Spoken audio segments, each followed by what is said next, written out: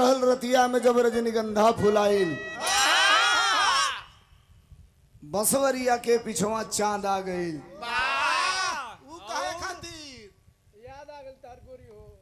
अब तो लोग दूसरे जगह जाता लो, पहला जगह के बात तो लो निकलो समझ पाओ।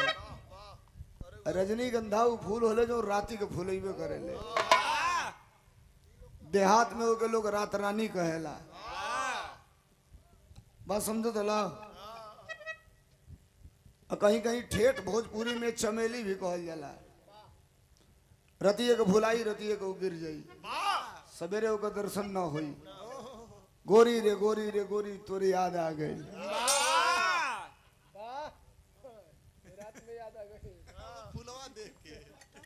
हमारा नहीं कि टूनू मास्टर तू कहा है तना परेशान वाला। अरे मोचू परेशान बैठे।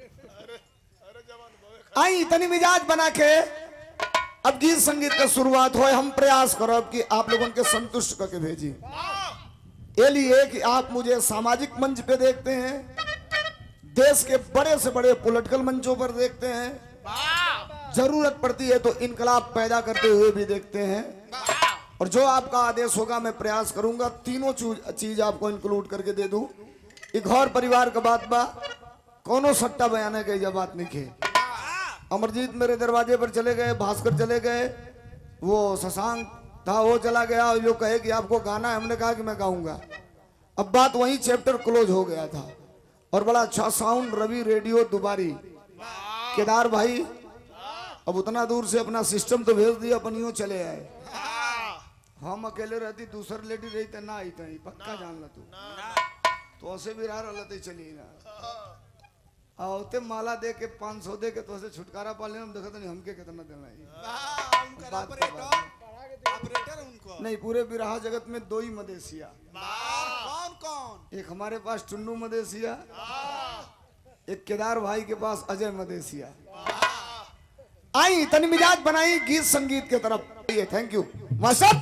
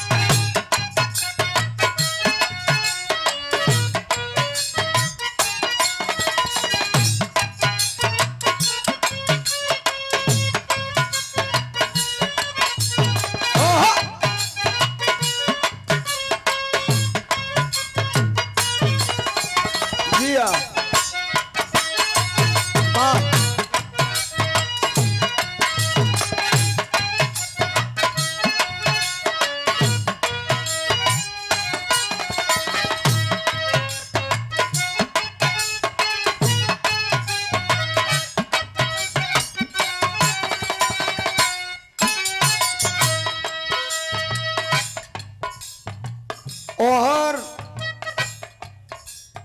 याद आवत रहल मेहरारू के, याद कईल बड़ा निमन चीज हो, लेकिन कबो कबो बात बिगड़ जाले। सामाजिक स्तर पर पति पत्नी का रिश्ता एक दूसरे के प्रति पूरक होता है। इंटरटेनमेंट हुई वंदना के बाद, भोजन के बाद मर्द मेहरारू से कहता वंदना का तरजबा कवन तरजबा मास्टर?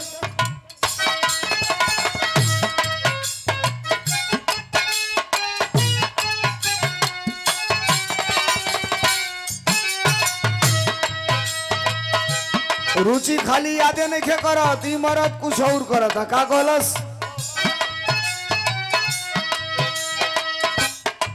जैसे चनवा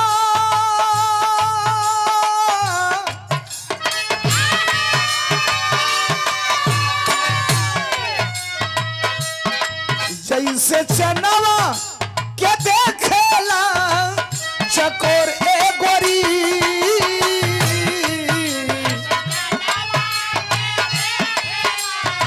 बना के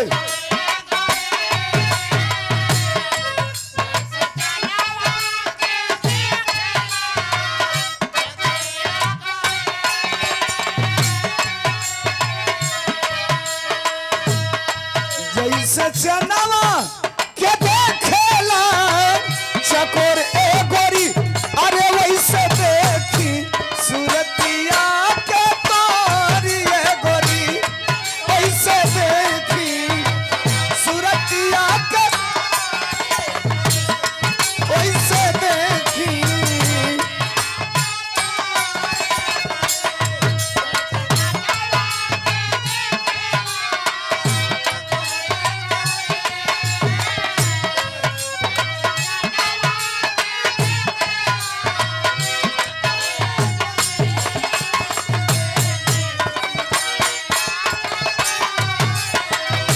अरे वैसे देखी।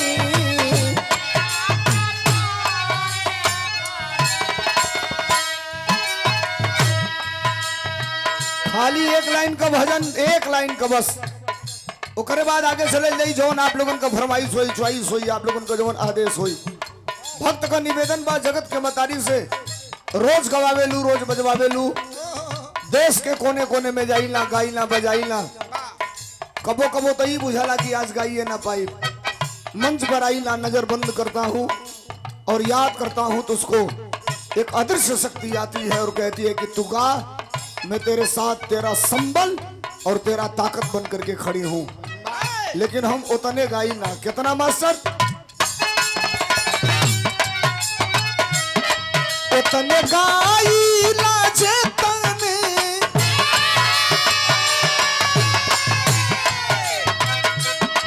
उतने गाई ना जेतने बा ज्ञान ये माई।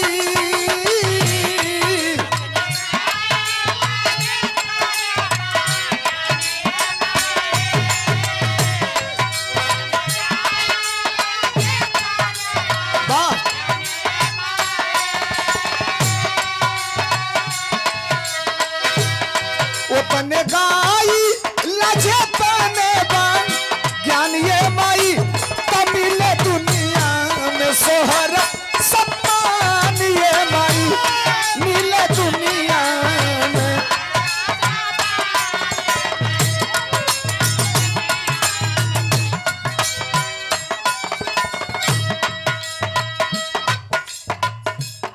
मन में विश्वास लेके करी अरिसना,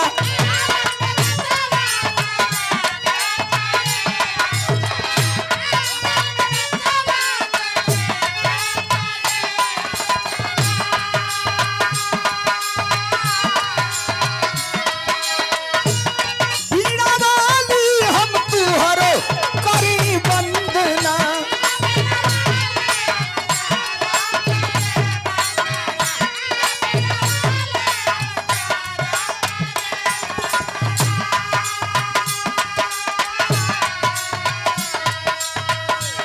देखिया हो खेना काबो, देखिया हो खेना काबो अभी मानिए माई।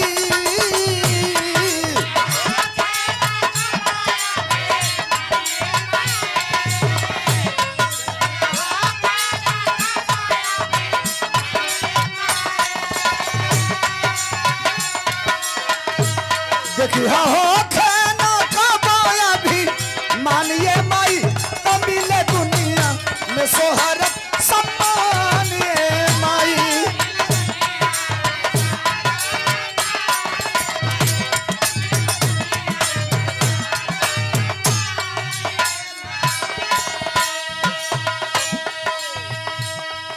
सुने आप उधर से कि मन की तरंग मार लो बस हो गई भजन, आदत बुरी सुधार लो बस हो गई भजन। एक आध 2 महीना से भजनों करे के मन नहीं करत हमन का, 1 महीना से डबलू हमार मने नहीं करत भजन करे के। अब ओके बताई का है कारण, ये बा किसका भजन किया जाए, किसको याद किया जाए। इलाहाबाद में पिछला साल बड़ा हल्ला कैला सा, ये 51 रुपयों का पुरस्कार अखिलेश कुमार यादव साहूपार महुआ बारी की धरती से भैया के साथ हृदय धन्यवाद बा, नमस्कार बा, प्रणाम बा, आप सबके नमस्ते प्रणाम बा। और अखिलेश यादव प्रधान जी हमारे परम मित्र हैं, आपके तरफ से 500 रुपयों का पुरस्कार दिया गया था। भैया के नमस्कार प्रणाम आशीर्वाद। और ये हमारे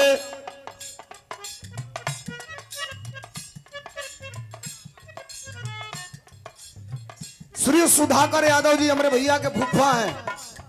हमसे कहना कि 31 तारीख को मैं रिटायर हुआ था, लोग अपना जन्मदिन सेलिब्रेट कर रहे हैं और हम अपना रिटायर सेलिब्रेट करेंगे।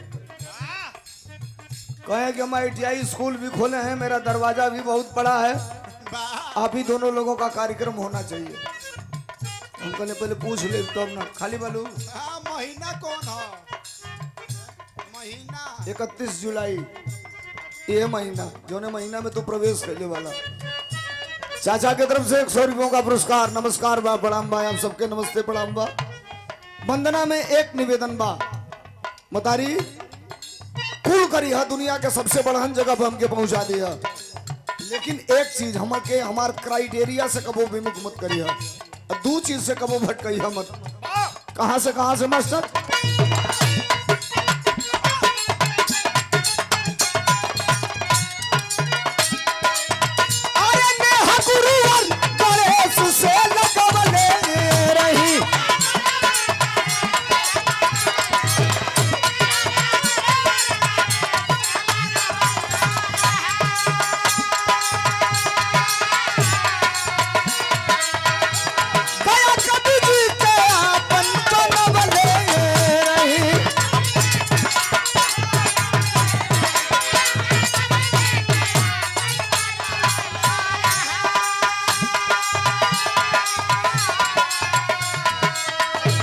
बनल रहे सोलंकी,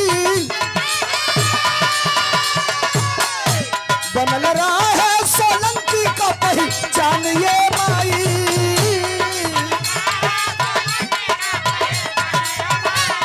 मानीटर थोड़ा बड़ा दो, मानीटर।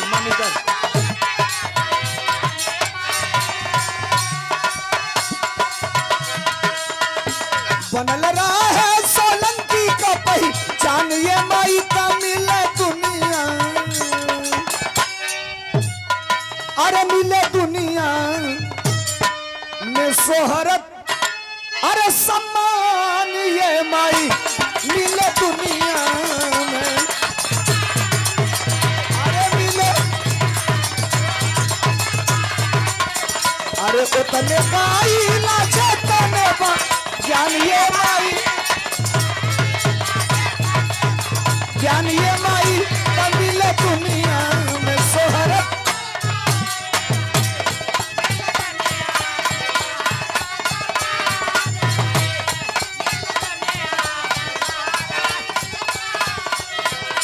अरे मिले दुनिया में सोहरत सम्मान